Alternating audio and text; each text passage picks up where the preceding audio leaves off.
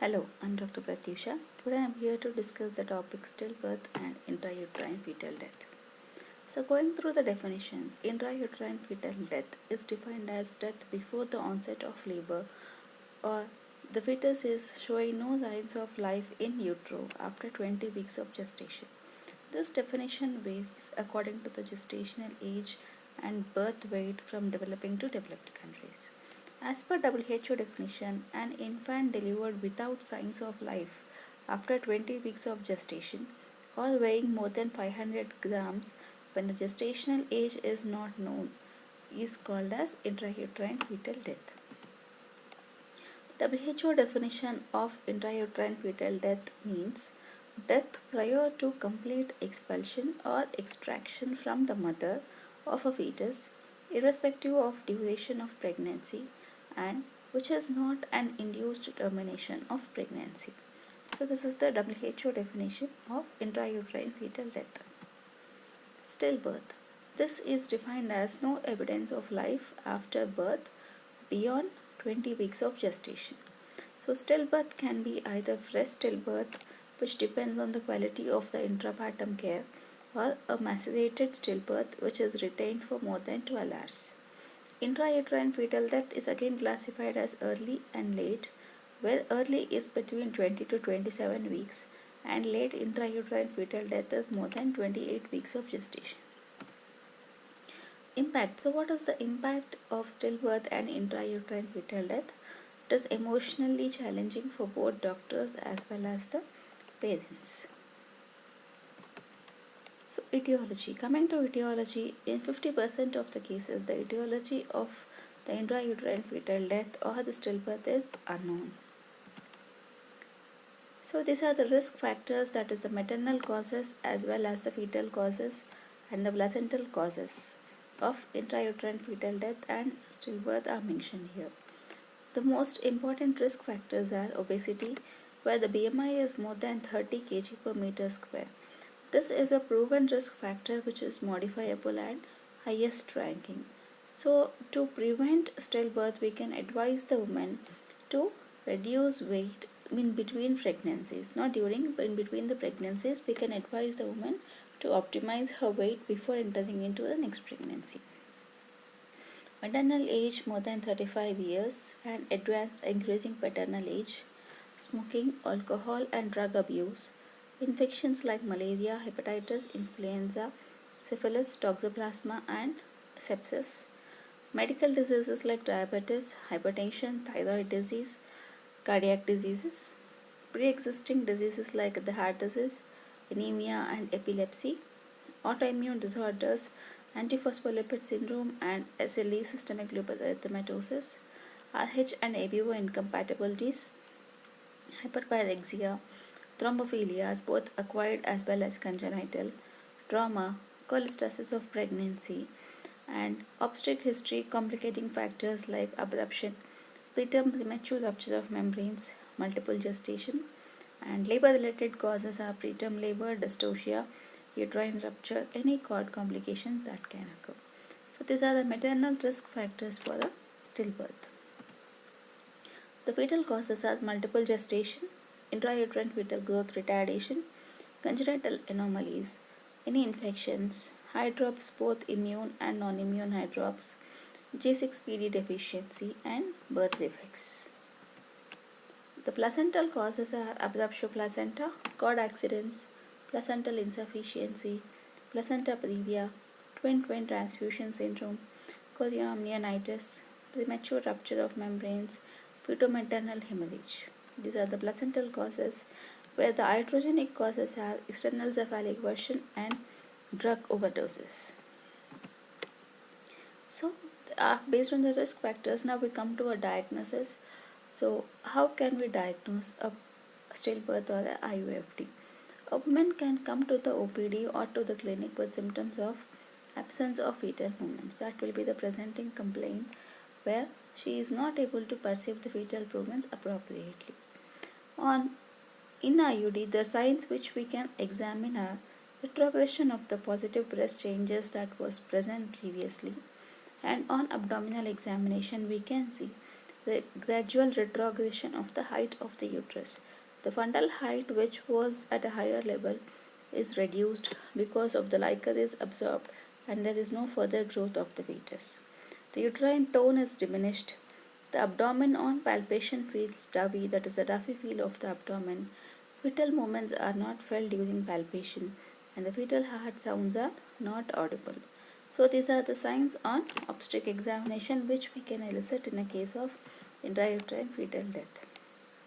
So, in such cases, what we can do is try to auscultate the fetal heart with a Doppler, and if it is not possible, ultrasound is a 100% sure investigation of choice for diagnosis of intrauterine fetal death.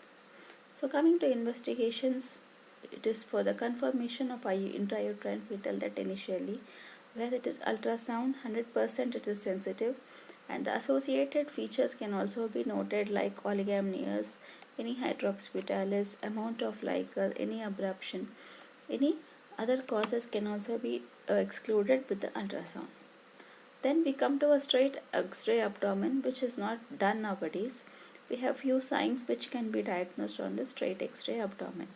These are Robert's sign, that is appearance of gas shadow in the great vessels, which is positive in 12 hours of fetal death, intrauterine fetal death. Spalding sign, that is collapse of the skull bones, appears after 7 days of fetal death. Ball sign, that is hypoflexion of the fetal spine. Helix sign, which is gas in the umbilical arteries, and crowding of the rib shadow. These can be diagnosed on a straight X-ray abdomen. So after we have diagnosed an intrauterine fetal death, so it is important that we evaluate the patient and find out the cause, what is causing the intrauterine fetal death. So optimal evaluation is must for to reduce the chance of recurrence. If any cause is found, we can treat the cause and the chance of recurrence can be reduced. Future preconceptional counseling can be given to the couple. Management of further pregnancy, plan any prenatal diagnostic procedures, and neonatal management after delivery. So there is always a need for systematic approach and evaluation of a IUFD or a stillbirth to optimize the outcome in the next pregnancy. But if there is an obvious cause like a cord accident or an anencephaly which we have diagnosed in this pregnancy, then there is no role for further testing or limited testing is sufficient. History. Evaluation always starts with history taking, then examination of the infant, umbilical cord, placenta and amniotic fluid. Then we go with the fetal autopsy and karyotyping, placental investigations and maternal investigations. So this is the stepwise evaluation of a case having a previous IUFD or a stillbirth. Coming to history. So this is important, which starts with the family history, maternal history as well as the past obstetric history. All the risk factors have to be excluded. Any family history of recurrent abortions, congenital anomalies in the families, abnormal karyotyping, hereditary conditions in the family, or any developmental delay in the family has to be noted.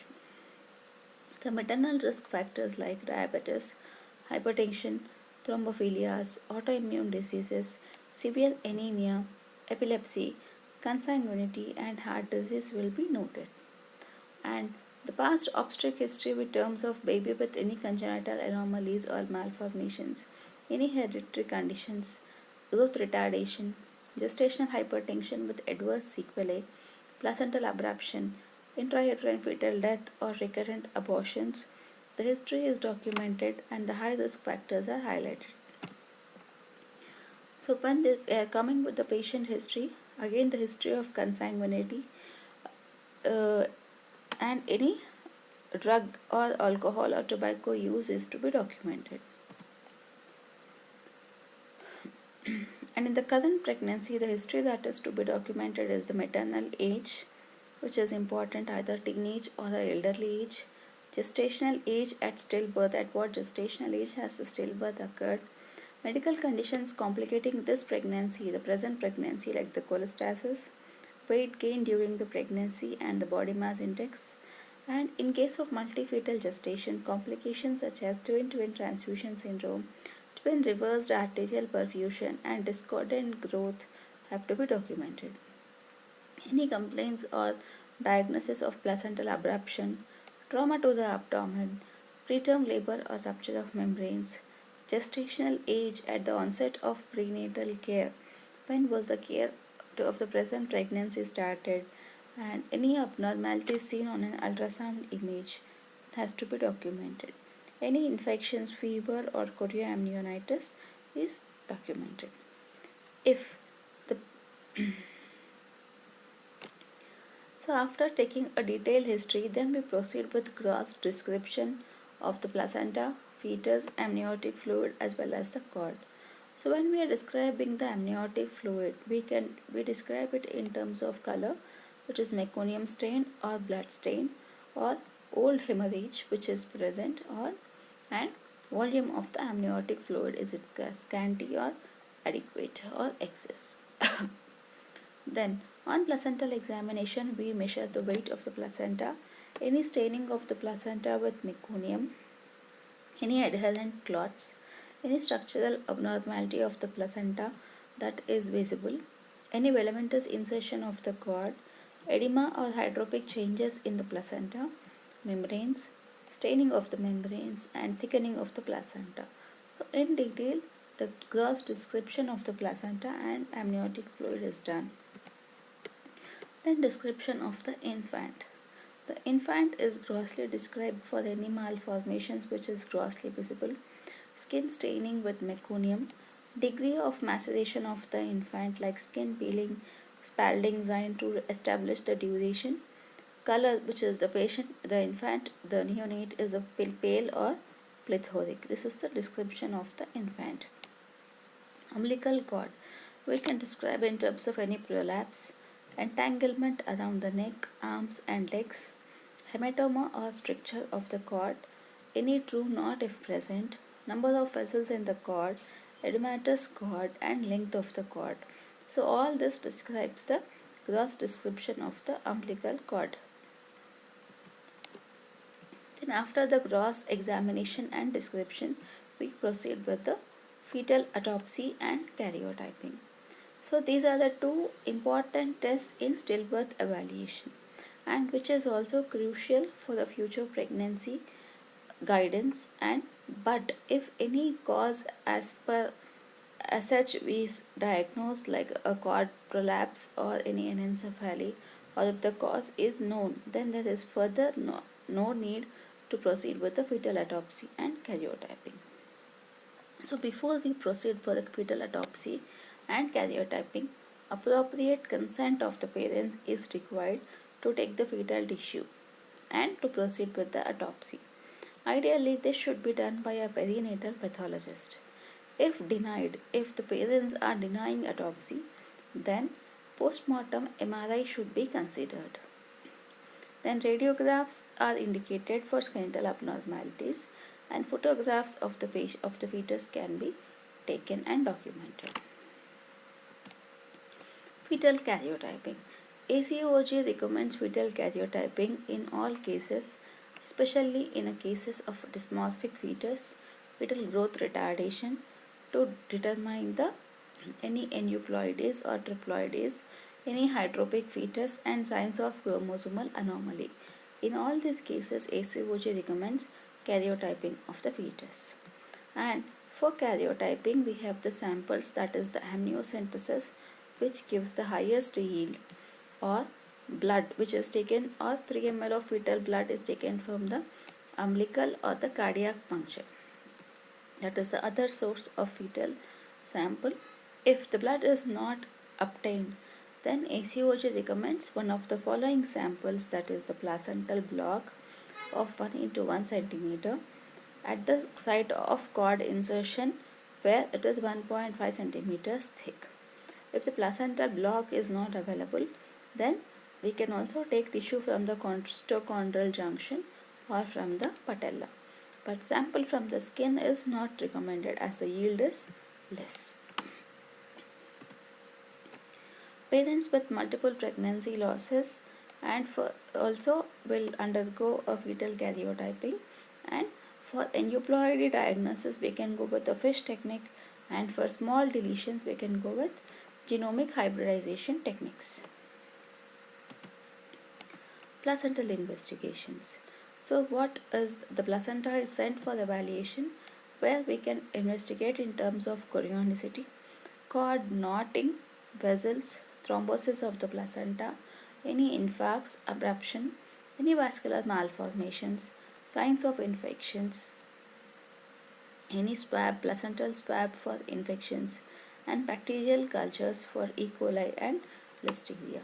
So the placenta is also evaluated in detail. Then we proceed with the maternal evaluation.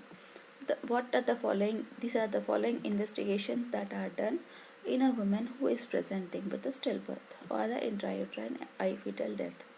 That is the complete blood count to see the hemoglobin status or the platelet count, HP electrophoresis for any abnormal hemoglobin or any to diagnose hemoglobinopathies, testing for diabetes if not previously tested, like for HbA1c as well as the fasting blood sugars, thyroid function tests.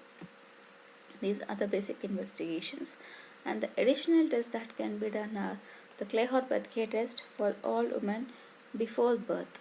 This is done in a Rh negative second test after the antidote. This test is done, Clay-Horpathe is done to detect any fetal-maternal hemorrhage. The serological tests like torch, syphilis, parvovirus are done in all cases. If the clinical findings suggest intrauterine infection, that is those with microcephaly IUGR, then further testing for torch as well the parvovirus or the viral infections can be done to rule out infections. Antiphospholipid, lupus anticoagulant and anticardiolipin antibodies are done in cases of to diagnose antiphospholipid antibodies or antiphospholipid syndrome. In cases if the fetus has any intracranial hemorrhage, then antiplatelet antibodies are performed. Thrombophilia screening. This screening for factor V laden mutations and antithrombin protein C protein S deficiencies is done 6 weeks postpartum, so that after the diagnosis the next pregnancy can be started and the patient can be continued on heparin. Bile acids. So this is the bile acids are raised in a condition that is the cholestasis of pregnancy, which is an important cause of meconium Steinleicher as well as sudden stillbirth or intrauterine fetal death in a pregnancy, which has a high recurrence rate of 80%. So high vaginal and cervical swabs for culture and sensitivity to rule out infections. Then urine toxicology screening like for cocaine, amphetamines, the drugs, because these are associated with abruptio placenta.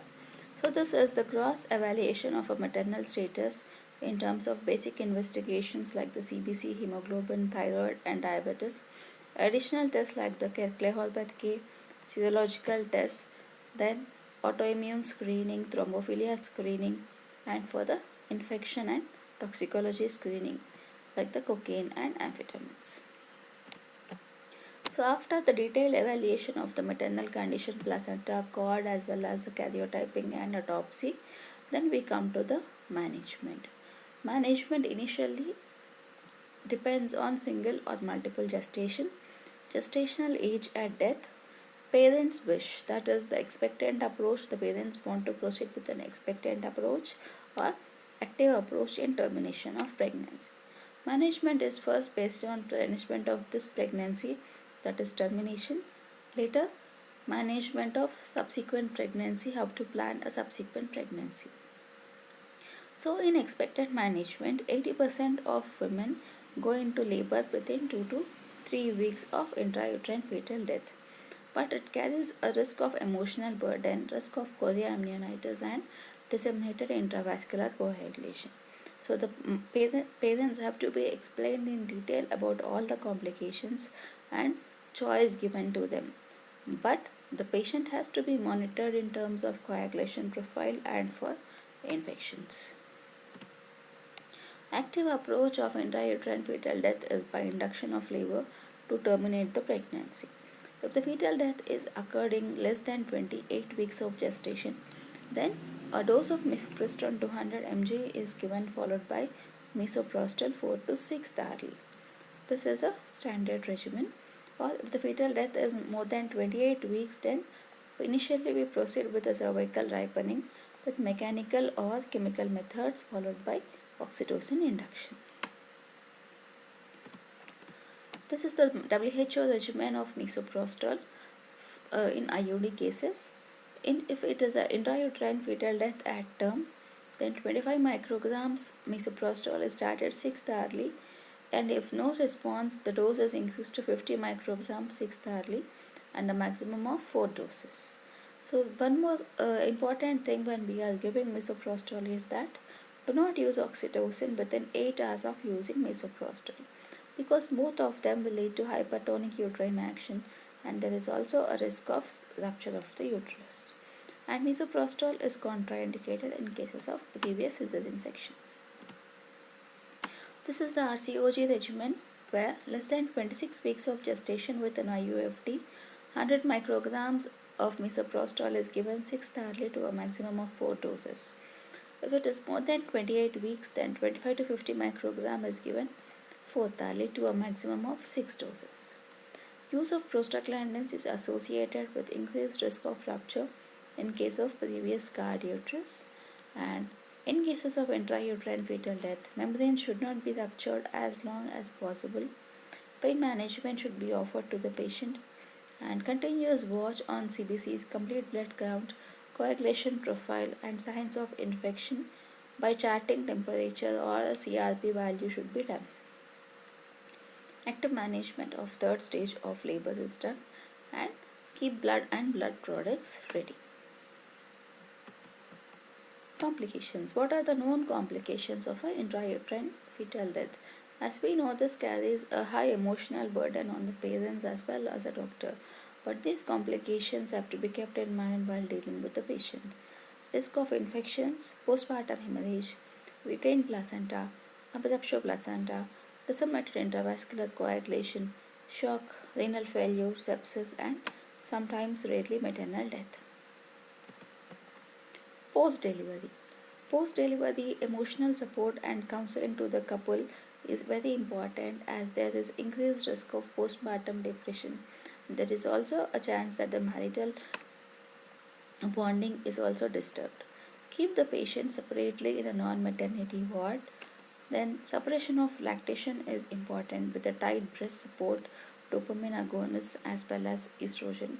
The role of estrogen is slightly controversial, and counsel the patient for future pregnancies. Then we have a checkup follow-up of the patient with for whom we have done a fetal autopsy. We will be following up the patient at 12 weeks to discuss the reports of the fetal autopsy and care during the subsequent pregnancy. And counsel for future pregnancy, early antenatal visits and preconceptional testing, assurance in cases of non-recurring cases, and contraceptive counseling during the period. So these are the post-delivery support which we have to give the patient. Then management of future pregnancy. After a IUD or the intrauterine fetal death or a stillbirth, what all steps we can take to have a successful outcome in the next pregnancy. So this is a preconception visit or initial prenatal visit, that is before the conception, where we can also discuss the report of the fetal autopsy or the evaluation of all the details of the previous IUD, then advise the patient regarding the next pregnancy. In this time we can do with the detailed medical and obstetric history, evaluation and workup of previous stillbirth, determination of recurrence risk. Few factors are recurring, that is the APLAS, SLE, and in thrombophilias there is a risk of recurrence. Such cases, if diagnosed, we can determine the recurrence risk and advise the patient accordingly. Cessation of smoking, weight loss in obese women, genetic counseling if family genetic condition exists, Medical problems like diabetes, thyroid should be managed prior to next pregnancy. Thrombophilia workup, antiphospholipid antibodies, and the risk of recurrence is 7 to 10 per 1000 live births. And support tender loving care and reassurance of the patient is very important. So after conception in the first trimester, we start with the early dating sonography of the patient. Then the first trimester screen is done in terms of PAP-A, beta-HCG and NT-scan, and starting with the high dose of folic acid 5 mg. Then second trimester we start with the fetal ultrasonographic anatomic survey at 18 to 20 weeks detailedly. Then quadruple markers and routine blood investigations are done during the second trimester. Once the patient enters third trimester, sonography screening for fetal growth restriction is done after 28 weeks and it is repeated every 4 weeks. Admission at critical period in high risk cases, and advise the patient to keep a count of the fetal kicks starting at 28 weeks of gestation. Then antepartum fetal surveillance starting at 32 weeks or 1 to 2 weeks prior to earlier stillbirth. From here the surveillance starts, that is with the weekly fetal heart, BPP biophysical profile and Doppler. Support and reassuring the patient is very important during this period. Then strategies for prevention of intrauterine fetal death.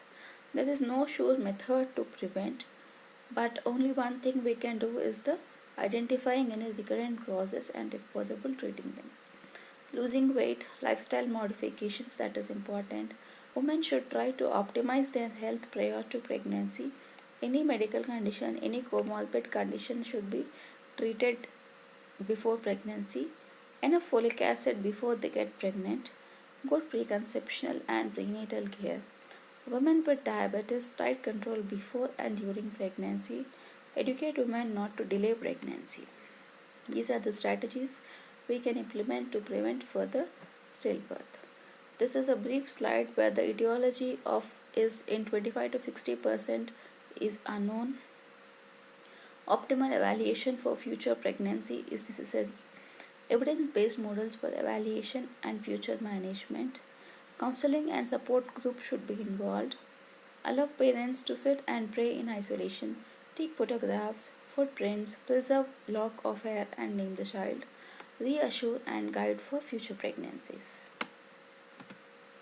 This is a flowchart for evaluation of stillbirth in various scenarios. If stillbirth has occurred, there are no clinical clues. We can proceed with genetic testing, APLA testing, antiphospholipid antibody syndrome, fetal-maternal hemorrhage testing, and as per needed. If there is any fetal growth restriction or hypertensive disorders, we can proceed with genetic testing, APLAs, fetal-maternal testing. If there is any suspected fetal anomaly, genetic testing is done. Intrapartum stillbirth, test for APLAs, fetal-maternal hemorrhage, and if there is any preterm labor, chorioamnionitis, preterm premature rupture of membranes, then further testing is based on the clinical suspicion. This ends up in a fetal autopsy as well as the placental pathology for all patients so that we can come to a conclusion and guide the patient during the next pregnancy. Thank you.